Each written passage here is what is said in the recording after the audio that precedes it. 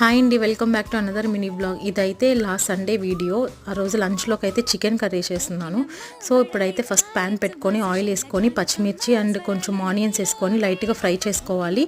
So ఇలా fry చేసుకున్నాక కొంచెం అల్లం వెల్లుల్లి పేస్ట్ అండ్ టమోటాలు కూడా వేసుకొని బాగా మగ్గనిచ్చాక ముందుగా అయితే కడిగి పెట్టుకున్న చికెన్ మ్యారినేట్ అయితే చేసి పెట్టాను. కొంచెం కారం, ఉప్పు, పసుపు అండ్ అల్లం వెల్లుల్లి పేస్ట్ అయితే ఇప్పుడు అది వేసుకున్నాక బాగా మిక్స్ చేసుకొని కొంచెం కరివేపాకు వేసుకొని మూత పెట్టేసుకొని ఒక 5 మినిట్స్ అయితే మగ్గనివ్వండి. కొంచెం వాటర్ అవి వస్తాయి. సో ఇలా వచ్చాక మగ్గనిచ్చేటప్పుడు కొంచెం గరం మసాలా అండ్ చికెన్ మసాలా వేసి అయితే బాగా మిక్స్ చేసుకోవాలి. సో నేనైతే ఇక్కడ కొంచెం పుదీనా కూడా వేస్తున్నాను, స్మెల్ బాగుంటుందని కర్రీకి. అలా వేసుకున్నాక బాగా కలుపుకొని ఇప్పుడైతే దీంట్లోకి తగినంత వాటర్ పోసుకొని బాగా ఉడకనివ్వాలండి. ఇలా ఉడికేటప్పుడు కొంచెం 1/2 టేబుల్ స్పూన్ అయితే ధనియాల పౌడర్ అయితే యాడ్ చేశాను.